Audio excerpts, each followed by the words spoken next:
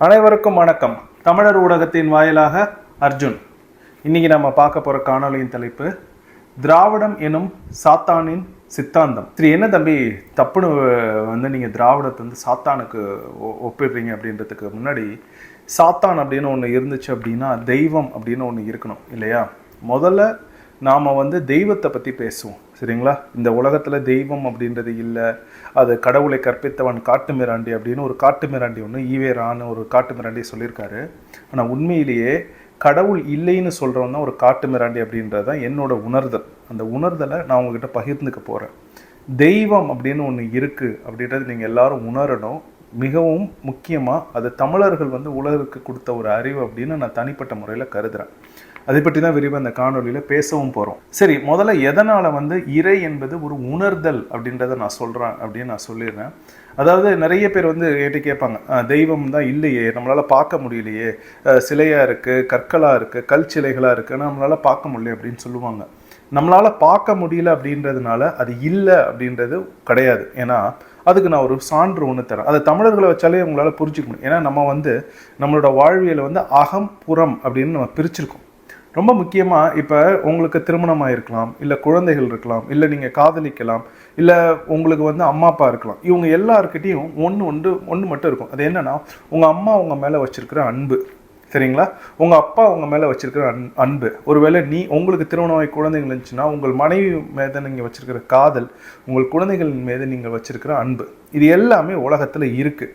ஆனால் நான் உங்ககிட்ட ஒன்று கேட்குறேன், அப்பா உங்கள் குழந்தைகள் மீது நீ அன்பை வச்சுருக்குன்னு சொல்கிறேன், அந்த அன்பை எனக்கு காட்டுப்பா அப்படின்னு நான் சொல்கிறேன்.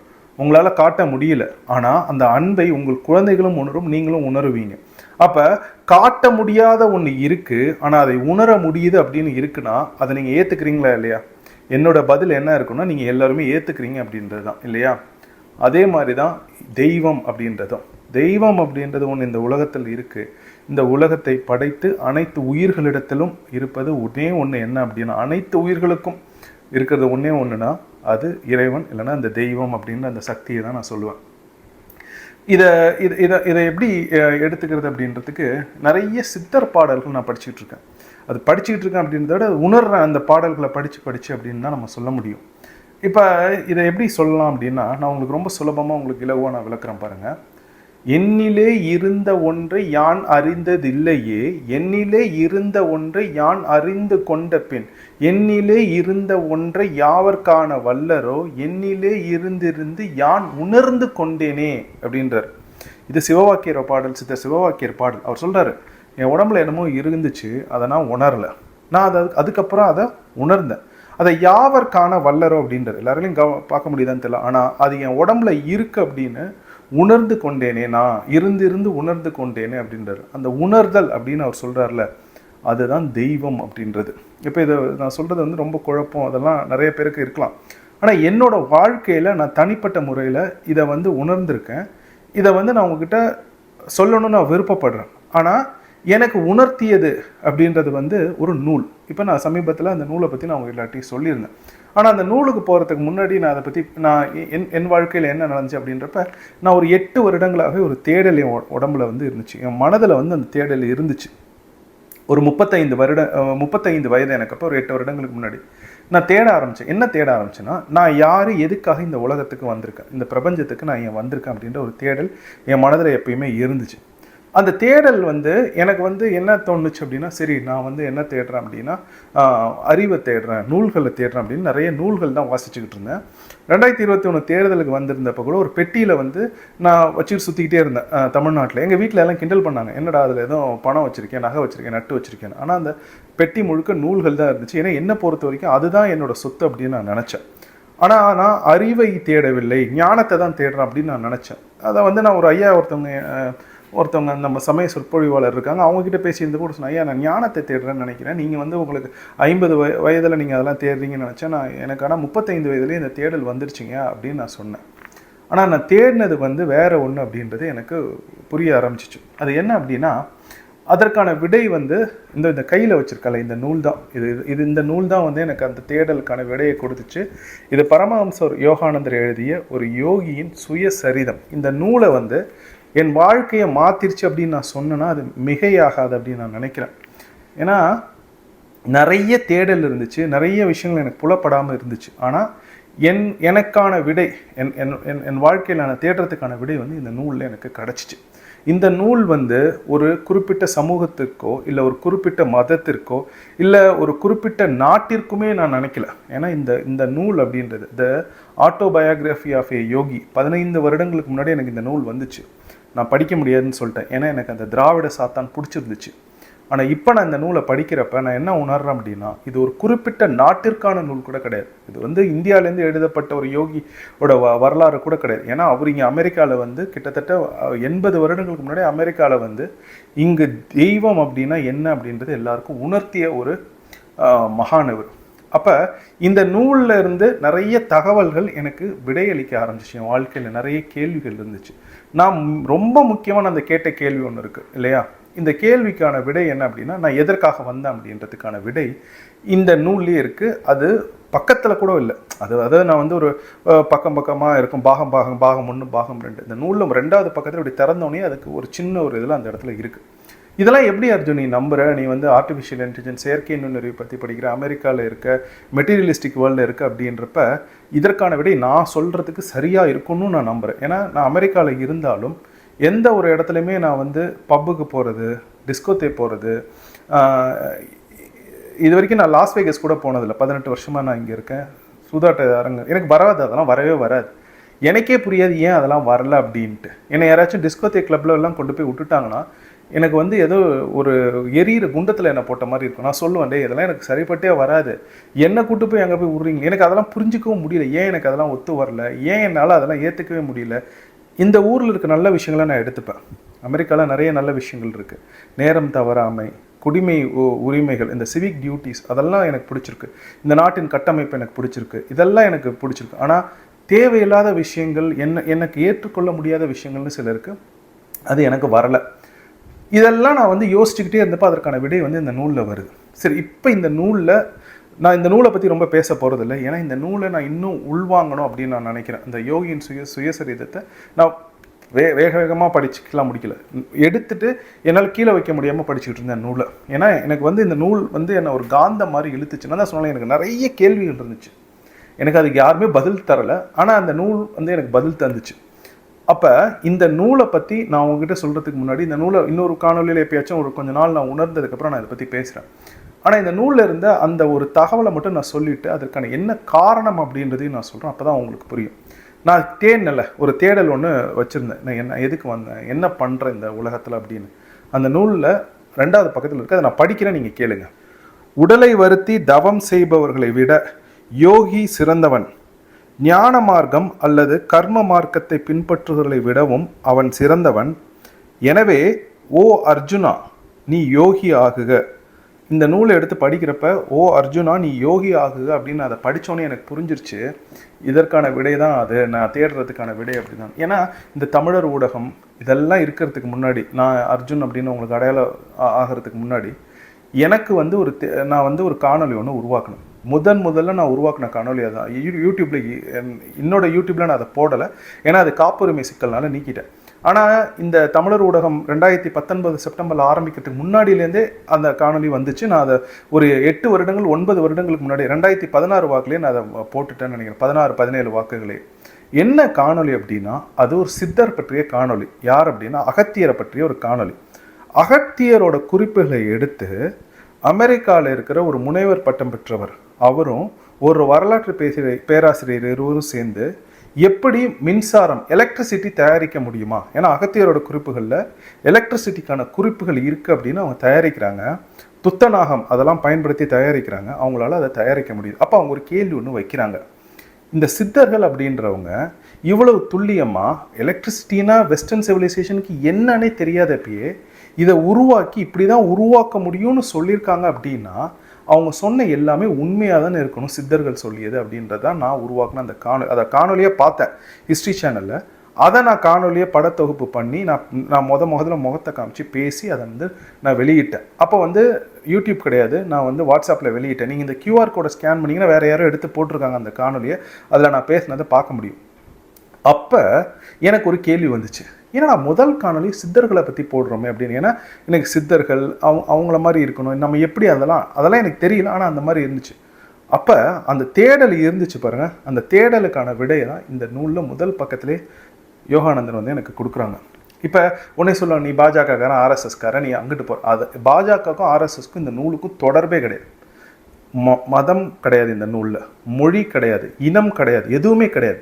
ஒன்று தெய்வம், அன்பு, ஒழுக்கம், இதை பற்றி தான் இந்த நூல் வந்து பேசும்.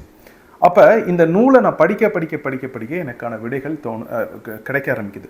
ரொம்ப முக்கியமாக என் வாழ்க்கையில் நான் வந்து நிறைய விஷயங்களில் சிந்திக்கிறப்ப எனக்கு ஒன்று மட்டும் பட்டுச்சு. என்ன அப்படின்னா, ஏதோ ஒரு விதத்தில் தமிழ்நாடும் தமிழர்களும் அழிக்கப்படுகின்றனர் அப்படின்னு. அது எனக்கு நல்லா தெரியும். அதை வந்து என்னால் திண்ணமாக சொல்ல முடியும். தமிழ்நாடும் தமிழர்களும் வெளியில் இருக்கிற ஒரு சக்தி, அது திராவிடம் அப்படின்ற இந்த சாத்தானின் சித்தாந்தத்தை பிடித்து கொண்டு, அவங்க சாத்தானின் சித்தாந்தம் இந்த முகம், திராவிட முகம், பின்னாடி இருக்கிற அந்த சாத்தானின் வழிபாடு செய்வர்கள் தமிழ்நாட்டை அழிக்கின்றனர் அப்படின்னு மட்டும் எனக்கு தெரியும். ஆனால் எனக்கு இந்த எண்ணம் வர ஆரம்பிச்சு பல ஆண்டுகளாகவே எனக்கு இன்னொரு எண்ணமும் வர ஆரம்பிச்சிச்சு. அது என்ன அப்படின்னா, நம்மளை அழிப்பவர்கள் வந்து வெறும் நம்மளோட இயற்கை வளங்களுக்காக மட்டும் அழிக்கவில்லை, நம்மை பற்றிய ஏதோ ஒரு உண்மை அது அவங்களுக்கு தெரிஞ்சிருக்கு, ஆனால் தமிழினருக்கு அந்த உண்மை தெரியவில்லை அப்படின்னு. இதை வந்து நான் இப்படி தான் சிந்தித்தேன். நம்மளை பற்றின ஏதோ ஒரு விஷயம் அவங்களுக்கு தெரியுது, நம்மளை அழிக்கிறவங்களுக்கு, ஆனால் நமக்கு அது தெரிய மாட்டேங்குது. அதை நான் சிந்திச்சப்பயே இன்னொன்று நான் கூட விதமாக சிந்திச்சேன். அது என்ன அப்படின்னா, சில நேரங்களில் ஏன் இப்படி சிந்திக்கிறோன்னே எனக்கு புரிய மாட்டேங்குது. அந்த சிந்தனை என்ன அப்படின்னா, தமிழர்களை அவர்கள் அழிப்பதற்கு காரணம் வெறும் இயற்கை வளங்கள் மட்டும் இல்லை, ஆன்மீகம் சம்பந்தப்பட்டது, மிக முக்கியமாக இயேசு கிறிஸ்து சம்பந்தப்பட்டது அப்படின்னு நான் நினச்சேன். அது சத்தியபூர்வமான உண்மை. இயேசு சம்பந்தமாக ஏதோ ஒன்று இங்கே இருக்குது இந்த மண்ணில், அதை அவங்களால ஏற்றுக்க முடியல. இயேசுவை யார் வந்து விரோதியாக பார்த்தாங்களோ அவங்க தமிழர்களை விரோதியாக பார்க்குறாங்க, அதுக்கு ஏதோ ஒரு காரணம் இருக்குன்னு நான் நினச்சேன்.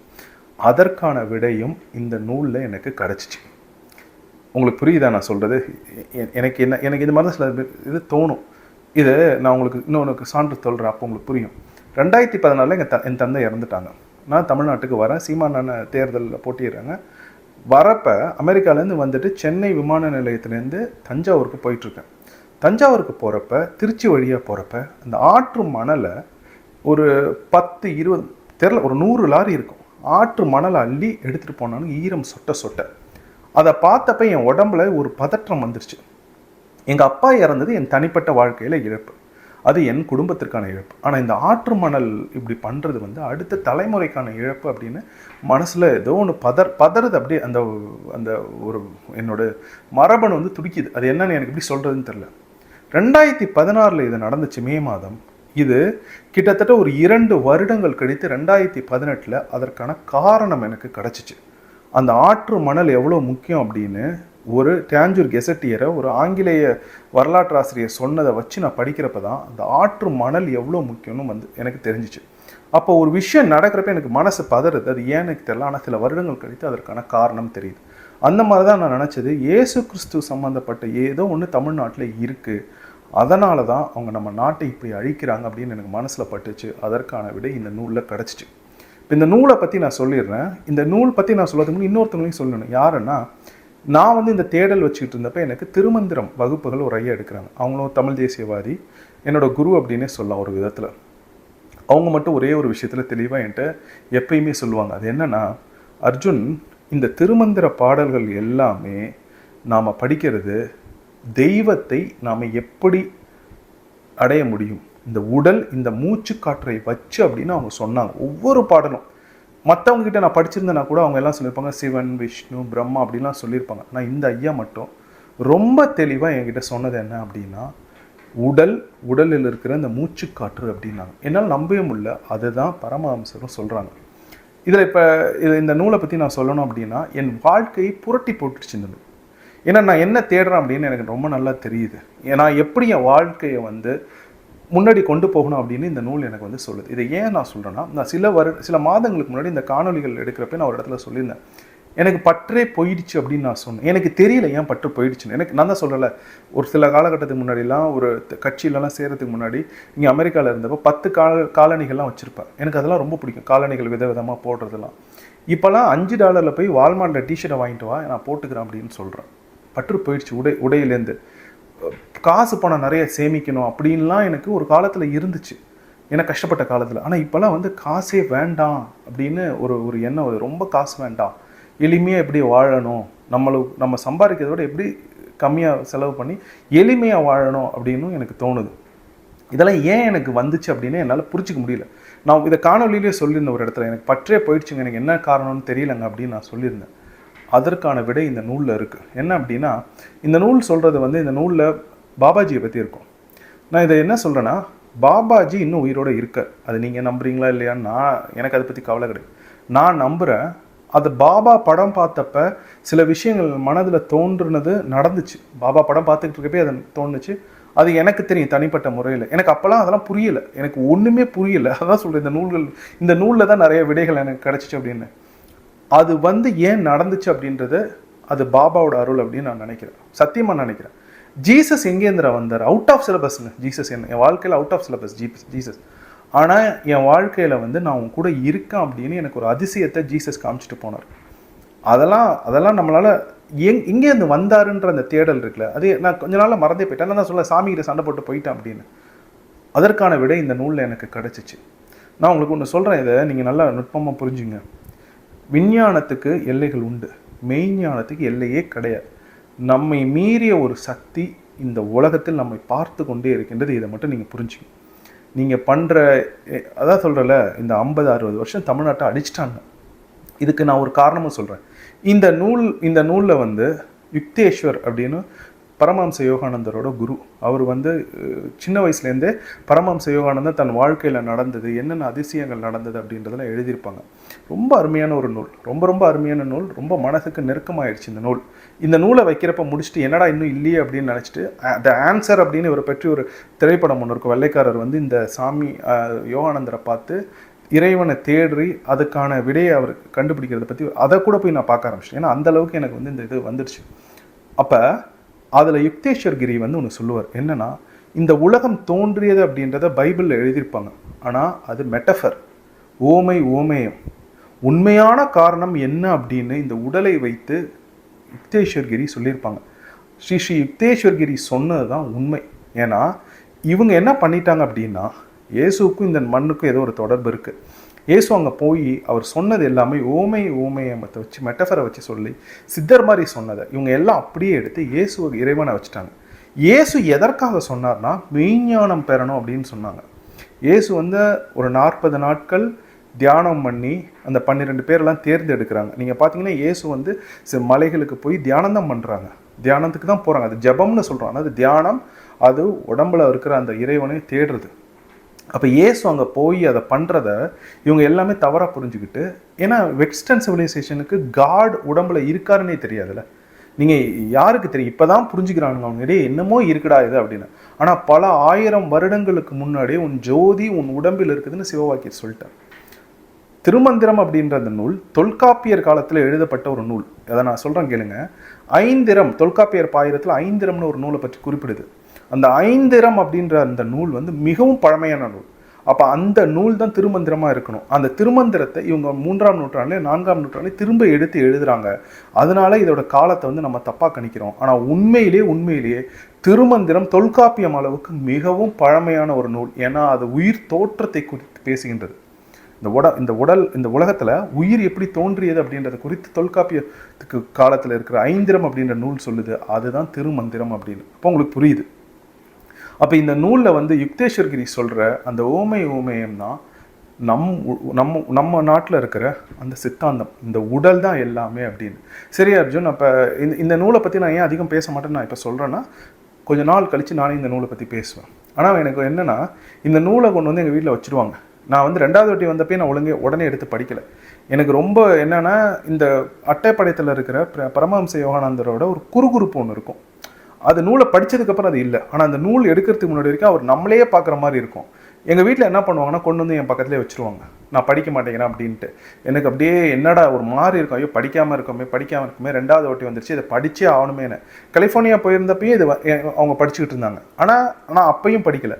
நான் வந்து இந்த யோசிமிட்டி அப்படின்ற ஒரு இடத்துக்கு போய் அங்கே சிக்கோயா மரங்களை பற்றி நான் போடுறேன்ல, ஒரு காணொலி போட்டிருந்தேன், சீமானான மரங்கள் மாநாடு. அது அப்படியே இந்த நூலில் இருக்குது. அவர் சொல்கிறாரு, சிக்கோயா மரங்கள் இருக்குது, யோசிமிட்டல் நாங்கள் போயிருக்கேன் அப்படின்னு பரமஹம்சர் சொல்லியிருக்காரு.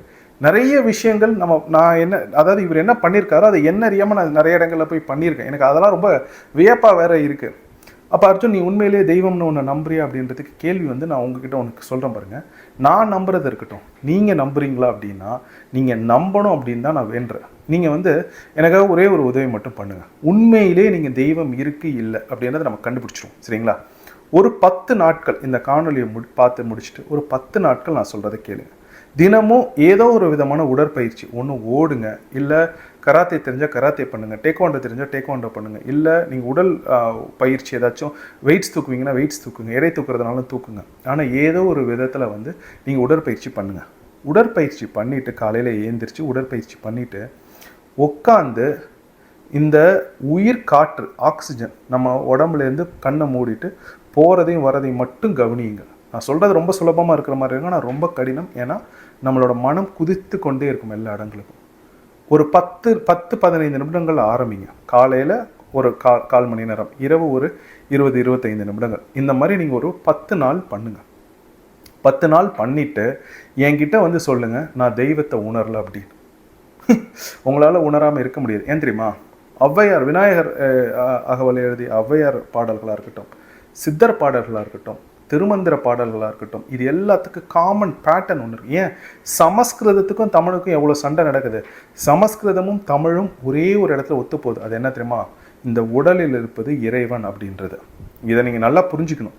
அப்போ இந்த சிவன் கோயில் கட்டுறது, விஷ்ணுன்னு கோயில் கட்டுறது, அதெல்லாம் இயேசு கிறிஸ்துவ எப்படி வச்சு தேவாலயங்கள் கட்டுறாங்களோ அந்த மாதிரி கோயில்கள், சரிங்களா? அது கோயிலில் இருக்குது.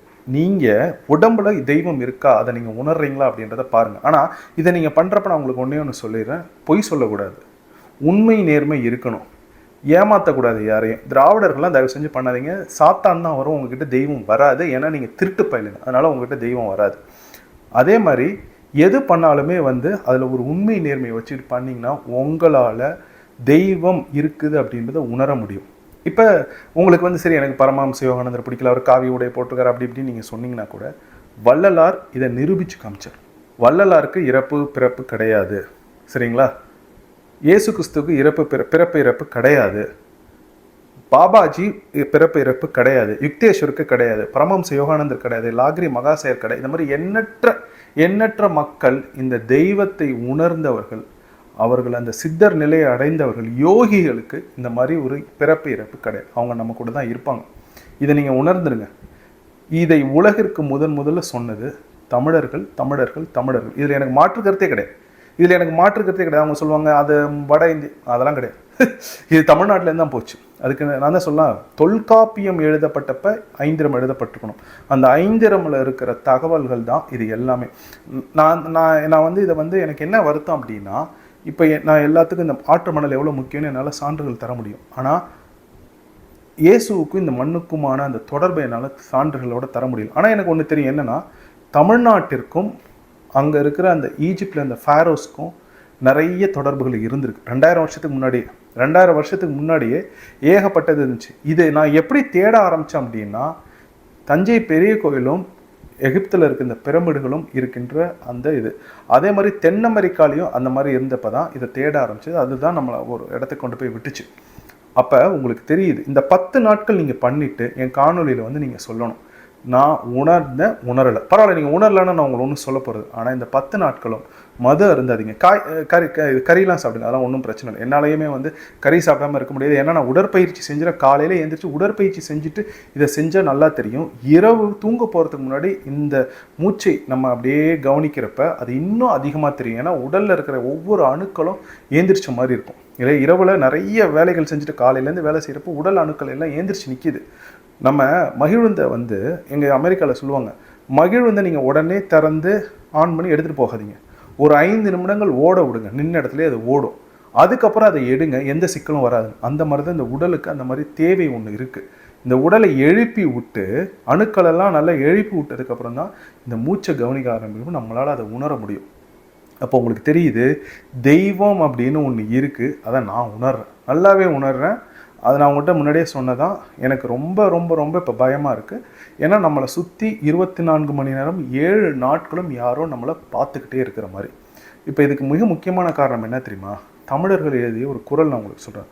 ஒழுக்கம் விருப்பம் தரலாம், ஒழுக்கம் உயிரினும் ஓம்பப்படும் அப்படின்னு. அப்போ உயிரை விட ஒழுக்கம் ஏன் முக்கியம்னு வள்ளுவர் பாடினார்னு புரியுதா?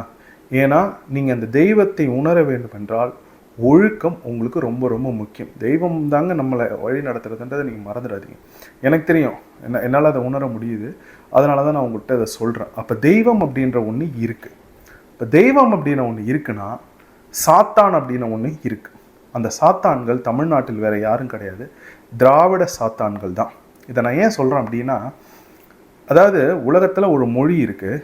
அந்த மொழி வெறுமன அந்த மொழிக்கான இலக்கண இலக்கியங்கள் தொல்காப்பியம் மட்டும் இல்லாமல் உலகத்தில் இந்த இறைவன் அந்த தெய்வத்தை எப்படி அணுகணும் அப்படின்னு எழுதி வச்சுருக்காங்களா பாடலாம். சித்தர் பாடல்கள் இருக்குது, திருமந்திரம் இருக்குது, விநாயகரகவல் ஔவையார் எழுதினது இருக்குது, வள்ளலார் நம்மளுக்கு காமிச்சார். இது வள்ளலாருக்குலாம் இறப்பே கிடையாது, அவர்லாம் ஹீஸ் அன் இம்மார்டல். ரமண மகரிஷி அதே மாதிரி தான், ஹீஸ் அன் இம்மார்டல். அவருக்கெல்லாம் பிறப்பே கிடையாது அவருக்கெல்லாம். அப்படி காண்பிச்ச ஒரு அறிவுமிக்க ஒரு சமூகத்தை பார்த்து உனக்கு அறிவு கிடையாது, நீ பார்ப்பன அடிவருடி, தமிழ் ஒரு காட்டு மிராண்டி மொழி அப்படின்னு ஒரு சாத்தான் சொல்லுமா சொல்லாதா? தெய்வம் இருக்குது அப்படின்னு நீங்கள் நம்புறீங்கன்னா நீங்கள் உணர்வீங்க. நீங்கள் இதெல்லாம் பண்ணுறப்ப 100 பேர் பண்ணுறீங்கன்னா ஒரு 5 பேர் 10 பேராச்சும் உணர்வீங்க தெய்வம் இருக்குன்றத. அப்போ தெய்வம் இல்லைன்னு யார் சொல்லுவானா? சாத்தான் தான் சொல்லும். ஏன்னா சாத்தான் உன்னை ஒழுங்கீனமாக மாற்ற வேண்டும் அப்படின்னு துடிக்கும். இப்போ நான் உங்களுக்கு ஒன்று சொல்கிறேன், நான் உங்களுக்கு திரும்பவும் சொன்னது தான். இந்த நிலம், தமிழர் நிலம் திட்டமிட்டு அழிக்கப்படுவதற்கு காரணம் அது அந்த நிலத்தில் உள்ள ஒழுக்கம். அந்த ஒழுக்கம் கெட்டு போய் இன்னொரு இயேசுவா யாரும் உருவாயிடக்கூடாது அப்படின்றதுக்காக தான் அந்த நிலம் அழிக்கப்படுகின்றது. அப்போ அந்த நிலத்தை அழிப்பவர்கள் சாத்தானை வழிபடுவார்கள். நீங்கள் நம்புனா நம்புங்க, இந்த சாத்தானை வழிபடும் கூட்டம் இந்த உலகத்தில் இருக்கின்றது. ஏன் தெரியுமா? சாத்தானை வழிபடுவர்கள் ஒழுக்கமாக இருக்கணும்னு கிடையாது. நீங்கள் மது அருந்தலாம், புகைப்பிடிக்கலாம், போதைப் பொருள் பயன்படுத்தலாம், உங்கள் உயிர் அணுக்களை நீங்கள் பார்க்குறவங்களெல்லாம் கொண்டு போய் கொடுத்துட்டு வரலாம். என்ன சொல்கிறேன்னு உங்களுக்கு புரியுது, நான் சொல்கிறது உங்களுக்கு புரியுன்னு நினைக்கிறேன். அப்போ அந்த மாதிரி ஒழுங்கீனமாக இருக்கிறவனுக்கு எதை பற்றியும் கவலை கிடையாது. அவன் தெய்வத்தை போய் பார்க்கணுன்னு கிடையாது. அவனுக்கு காசு பணம் வந்தால் போதும், பேராசை இருந்தால் போதும், மற்றவனை ஏமாத்தினா போதும், அவன் சாத்தானை கும்பிட்றவனை சாத்தான் கிட்ட போயிடுவான். ஆனால் தெய்வத்தை நம்பும் கூட்டம் ரொம்ப ஒழுக்கமாக இருக்கணும். இந்த கோயில் இதெல்லாம் தாண்டி தன் உடம்பில் அந்த தெய்வ சக்தியை உணரும் பொழுது, உணர்வீங்க நீங்கள், அந்த உணரும் பொழுது அங்கே ஒழுக்கம் ரொம்ப முக்கியமாக இருக்குது. அப்போ அவங்க என்ன பண்ணுவாங்கன்னா, ஒரு சமூகத்திற்கு தெய்வமே இல்லை அப்படின்னு சொல்லுவாங்க. அதான சொன்னாங்க, இந்தியாவில் எத்தனை மாநிலங்கள் இருக்கு, எந்த மாநிலத்திலையாச்சும் தெய்வம் இல்லை அப்படின்னு யாராச்சும் சொல்லியிருக்காங்களா? ஆனால் தமிழ்நாட்டில் மட்டும் சொல்கிறாங்க. கடவுளை கற்பித்தவன் முட்டாள்னு சொல்கிறாங்க. இல்லை, கடவுள் இல்லை அப்படின்னு கற்பித்தவன் தான் திருட்டு அயோக்கிய சாத்தானின் கூட்டம், இந்த ஈவே ராமசாமியின் கூட்டம். இந்த ஈவே ராமசாமியின் கூட்டம் தமிழ்நாட்டை எப்படி சீரழிச்சிச்சுன்னு பாருங்க. தெய்வம் இல்லைன்னு சொன்னாங்க, ஒழுங்கீனமாக போ அப்படின்னாங்க. அவனுக்கு எப்படிலாம் இப்போ அமெரிக்காவும் இதையும் நான் ஒப்பிடுறேன் பாருங்க. அமெரிக்காவில் இந்த சாத்தான் வழிபடுற கூட்டம் இருக்குது. இவங்க இங்கே அமெரிக்காவில் என்ன பண்ணுறாங்களோ அதான் தமிழ்நாட்டிலேயே நடக்குது. அமெரிக்காவில் 100 திருமணங்கள் நடக்குதுன்னா அதில் 40 திருமணங்கள் மனமுறிவு ஏற்படுகின்றது, டிவோர்ஸ் நடக்குது, மனமுறிவு. அதனால் இந்த சமூகமே ரொம்ப பெரிய ஒரு பாதிப்புக்கு உள்ளாக இருக்குது. நீங்கள் அமெரிக்காவில் இருந்தால் அதெல்லாம் தெரியும் உங்களுக்கு. குழந்தைகள் தாய் தந்தை இரணம் வளராமல் அவன் தறிகட்டு போய் நிறைய விஷயங்கள் பண்ணுறானுங்க. இதே தமிழ்நாட்டில் இப்போ கொஞ்சம் கொஞ்சமாக வருது. விமன் லிபரேஷன் அப்படின்ற பேரில் அவங்க பெண்கள் தங்கள் உடம்பை யார்கிட்ட வேணாலும் என்ன வேணாலும் பண்ணிக்கலாம்னு சொல்கிறாங்க. கற்பு என்பது ஆணுக்கும் சமம், பெண்ணுக்கும் சமம். நான் பெண்கள் மட்டும்தான் கற்போடு இருக்குன்னு சொல்ல மாட்டேன், ஆண்களும் கற்போடு இருக்க வேண்டும். அதை தான் நான் ஒழுக்கம் என்று கூறுகின்றேன். அப்போ ஒரு பெண் எந்த சிக்கல் வந்தாலும் அதை பற்றி கவலைப்படாமல் எழுந்து நின்று அந்த சிக்கலை சமாளித்து வெளியில் வருபவள் தான் உமன் எம்பவர்மெண்ட்டை தவிர சிகரெட்டை வச்சு பெண்கள் பிடிக்கிற மாதிரி திரைப்படங்களில் வைக்கிறது, பெண்களுக்கும் இருக்கிற மாதிரி காட்சி அமைப்புகள் கொண்டு வர்றது, திட்டமிட்டு குழந்தைகள் மனதில் வக்கிரத்தை கொண்டு புகுத்துவது, இது எல்லாம் அமெரிக்காவில் அவனுக்கு எப்படி ஆரம்பிச்சாங்கன்னா திரைப்படங்கள் ஊடகங்கள் மூலமாக ஆரம்பித்தாங்க. அதை தமிழ்நாட்டில் இந்த தெலுங்கு இனவெறி கூட்டம் தெளிவாக பண்ணுறாங்க. நீங்கள் இப்போல்லாம் பார்க்குறப்ப திரைப்படங்களில் அவங்க இந்த குடும்ப கட்டமைப்பையும் மிக முக்கியமாக விமன் எம்பவர்மெண்ட் அப்படின்ற பேர்லேயும் தான் அவங்க பண்ணுறாங்க. நீங்கள் இதனால மறந்துடவே கூடாது. சத்தியபூர்வமான உண்மை. எனக்கு என்ன புரியலண்ணா, இந்த மாதிரிலாம் படம் எடுக்கிற யாருமே எங்கள் அம்மா இப்படி தானே ஒருத்தவனும் சொல்கிறது கிடையாது. ஆனால் மற்றவனோட பெண்கள் நாசமாக போகணுன்னு சொல்கிறாங்க. நான் என்ன சொல்கிறேன், ஒழுக்கமாக ஒரு படம் எடுக்கிற மாதிரி நீ இதில் ரொம்ப நுட்பமாக பார்த்தீங்கன்னா, இந்த தெலுங்கு பேசுகிற மக்களில் ஆந்திராவில் இருக்கிறப்ப அவங்க சாமி படம் எடுக்கிறாங்க. ஆனால் தெலுங்கு பேசுகிற மக்கள் இங்கே தமிழ்நாட்டில் வந்து ரொம்ப காலமாக நம்ம கூட இருக்கிறவங்க, மிக முக்கியமாக இந்த கோயம்புத்தூர் பகுதியிலும் சென்னை பகுதியிலும் வந்து இயக்குனராக வரவங்க இந்த மாதிரி படம் வைக்கிறாங்க. பெண்கள் வந்து சிகரெட் பிடிக்கிறது, பெண்கள் மது அருந்துறது, இது எல்லாமே சீர்கேட்டை நோக்கி கொண்டு போய் இந்த சமூகத்தை புகுத்துமே தவிர வேறு எங்கேயும் நான் என்ன சொல்கிறேன், எங்கள் அம்மா அப்படின்னு ஒருத்தன் சொல்லு, வெளிப்படையாக வந்து நேர்காணல் ஒன்று கூட, எங்கள் அம்மா இப்படி தான் வீட்டில் இருப்பாங்க, சிகரெட்டு குடிப்பாங்க, மது குடிப்பாங்க, அவங்களுக்கு பிடிச்சவங்களோடலாம் இது பண்ணுவாங்கன்னு யாராச்சும் ஒரு இயக்குனர் இப்படி எடுக்கிறாங்கல்ல, இந்த தெலுங்கு இயக்குனரில் எவனாச்சும் வந்து பேச சொல்லு.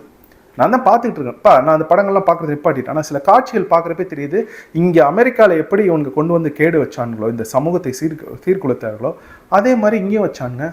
தெய்வம் அப்படின்றதே இல்லைன்னு சொன்னாங்க. கிறிஸ்டியன்ஸ்க்கு ஒரு எத்திக்ஸ் உண்டுப்பா. கிறிஸ்டியன்ஸ் வந்து ரொம்ப சாஸ்டிட்டி எல்லாம் ரொம்ப இதாக இருப்பாங்க, செலிபஸி இது பண்ணுவாங்க. இந்த திருமணத்துக்கு முன்னாடி தவறு பண்ணக்கூடாது, திருமணத்துக்கு பிறகு தான் நம்ம வந்து நம்மளுக்கு யாரை திருமணம் செஞ்சுக்கலாம், அவங்களோட குழந்தைகள் பெற்றுக்கொள்ளணும்னு அவ்வளோ இதெல்லாம் இருப்பாங்க. இது எல்லாத்தையும் உடைச்சது இந்த ஹாலிவுட் திரைப்படங்கள். அதைத்தான் இப்போ தமிழ்நாட்டில் இந்த தெலுங்கு இனவரிகள் இருந்து கொண்டு செய்கிறாங்க. இதை மறந்துடாதீங்க. அப்போ அவனுக்கு முடிவு பண்ணிட்டானுங்கப்பா. நீங்கள் நினச்சி பாருங்கள், உலகத்திற்கு தெய்வம் அப்படின்றது உணர வேண்டும் அப்படின்னு தமிழன் எழுதுனான். அது காட்டுமிராண்டி மொழி. உன் மொழிக்கு அறிவு கிடையாது, அது வந்து வேலைக்காரியிடம் கூட பேசக்கூடாது, கடவுளை கற்பித்தவன் முட்டாள்ன்றான். கடவுளை கற்பித்தவன் வேற யாரும் இல்லடா, தெய்வத்தை இந்த உலகத்துக்கு கற்பித்தவன், அதை உணர முடியும்னு சொன்னவன் தமிழன். இந்தியா அப்படின்ற நாடு தான். அந்த இடத்துல இருந்து நான் அதை வந்து ஏன்னா மற்ற எல்லா நாடுகளும் இந்த காட் அப்படின்றத உணராமல் இருந்தப்ப, தெய்வம் அப்படின்றத உணராதப்ப இருந்தப்ப, தெய்வத்தை இப்படி தான் நம்ம பார்க்க முடியும் அப்படின்ட்டு இந்த மூச்சையும் உன் உடம்பையும் நீ வந்து ஒழுங்காக பார்த்தனா உன்னால் அதை உணர முடியும்னு சொன்னது இந்தியா அப்படின்ற நாடு தான். அதுக்காக நான் பெருமைப்படுறேன். அதில் நான் கொஞ்சம் கூட அதில் வந்து இது பண்ணிக்க மாட்டேன். இந்த நூல் அதை உறுதி செய்கின்றது. நீங்கள் இந்த நூல் உங்களுக்கு பிடிக்கலையா, வள்ளலாரை போய் பாருங்கள். வள்ளலார் வந்து தான் ஒரு இம்மார்டல் அப்படின்னு காமிச்சார். பாபாஜியை வந்து எப்படி நம்ம நினைக்கிறோமோ, பாபாஜி அவருக்கெல்லாம் இறப்பு கிடையாதுன்னு நான் சொன்னல, அவரால் தோன்ற முடியும். ஏன்னா அவரெல்லாம் ஒளி. அதே தான் வள்ளலாரும் ஒளி. அப்போ வள்ளலார் போய் நம்ம பார்த்து வள்ளலார் செஞ்சதை தவறுன்னு எந்த தமிழன் சொல்ல போகிறான்னு நான் பார்க்கணும். அவன் முகத்தை நான் பார்க்கணும். அருட்பெருஞ்சோதி தனிப்பெரும் கருணை அப்படின்னு சொல்ல வள்ளலார் சுவாமிகள் சொன்னது தவறு, சித்தர்கள் சொன்னது தவறு, திருமந்திரம் சொன்னது தவறு அப்படின்னு எந்த அயோக்கியர்கள் சொல்ல போறான் அப்படின்னு பார்க்கணும். அவன் தெலுங்கர்களாக தான் எனக்கு கவலையே கிடையாது. அவனுங்க தெலுங்கு திராவிடர்கள் திட்டமிட்டு தமிழ்நாட்டை அழித்து கொண்டிருக்கிறார். அப்ப நீ மொழியை நீ அசிங்கன்னு சொன்ன, காட்டுமிராண்டி சொன்ன, தெய்வம் இல்லை அப்படின்னு நீ சொன்ன, என் இயற்கை வளங்களை உடைச்சி நாசமாக்கி எல்லா கேடும் பண்ற.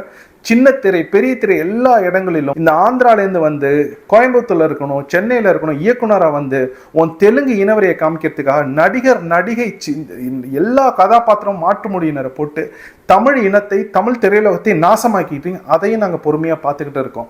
அப்போ எல்லா கேடும் பண்ணிட்டு எங்களுக்கு எந்த ஒரு வாய்ப்பும் வழங்காமல் தெய்வமும் இல்லை அப்படின்னு சொன்னா நீ சாத்தானா இல்லாமல் அப்புறம் வேற என்ன அப்படின்ற கேள்வி எனக்கு வருது. நல்லா ஒன்று புரிஞ்சுங்க, தெய்வம் இல்லைன்னு சொல்கிறத கிறிஸ்தவர்களும் இஸ்லாமியர்களும் ஏற்றுக்கிறீங்கன்னா நீங்கள் என்ன யாருன்னு எனக்கு தெரியணும். பார்ப்பன ஆதிக்கம் அப்படின்னு நீங்கள் சொல்கிறீங்க. அவர்களே பெருமதிப்பிற்கு மரியாதைக்கும் குருமூர்த்தியை சொல்கிறாங்க, ஆமாம் நாங்கள் டாமினண்ட்டாக இருந்தோம், அது தவறு அப்படின்னு சொல்கிறாங்க.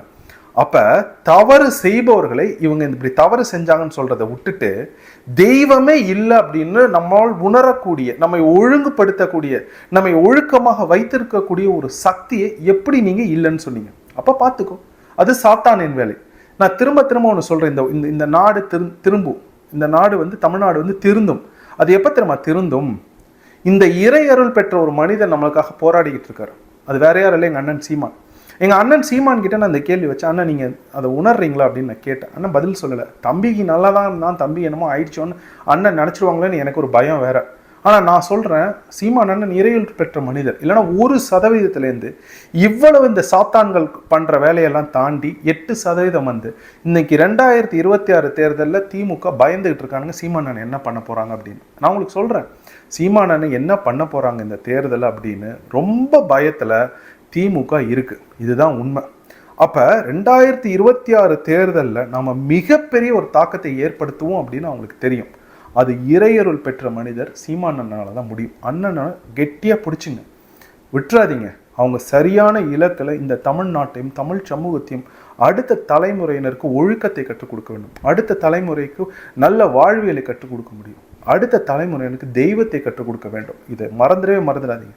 தமிழர்கள் நாம் என்றைக்குமே இந்த ஜாதி பேதம், இந்த வர்ண பேதம் இது எதையுமே ஏற்றுக்க மாட்டோம். அதுக்கு மிக முக்கியமான காரணம் என்ன தெரியுமா? நம் முன்னோர்கள் பலரும் மெய்ஞானம் பெற்றவர்கள்.